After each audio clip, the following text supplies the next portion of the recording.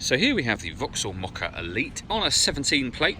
I'm going to start off by showing you around the outside of the car, and then we'll hop in and run through some controls on the inside. From the outside you can see it's a 5-door car with alloy wheels and tinted windows.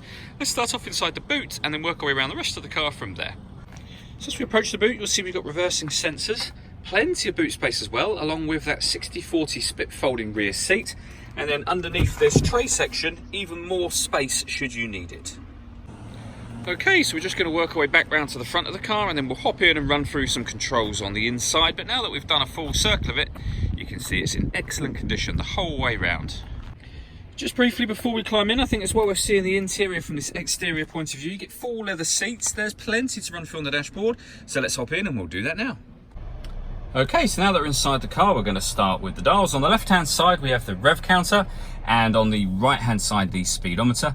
At the bottom in the middle you can see the total miles for this car, which are 21,831. The information displayed above that can be changed using buttons on the steering wheel for various different bits of trip computer information, eventually back round to that digital readout for the speedometer.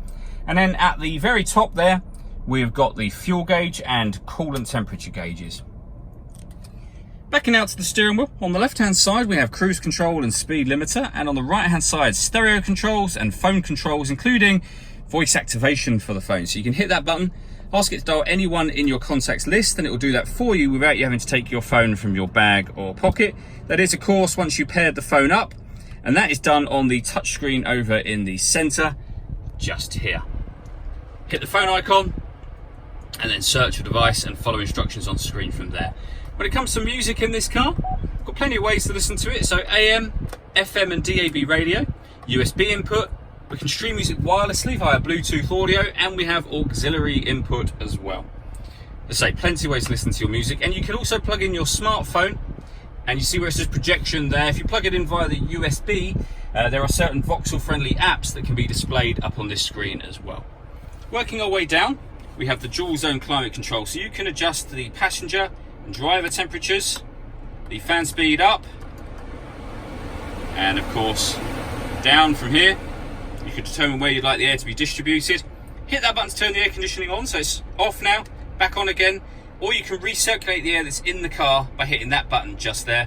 That's a great way of cooling it down or heating it up quicker depending on the temperatures you've set here.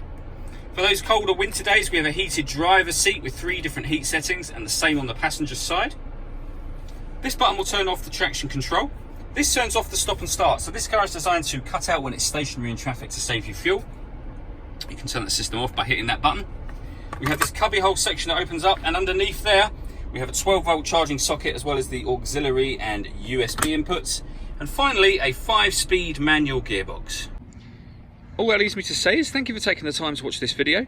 If you'd like to come and see the car in person and have a test drive, please feel free to call any of our MJA sites. We'd love to hear from you soon.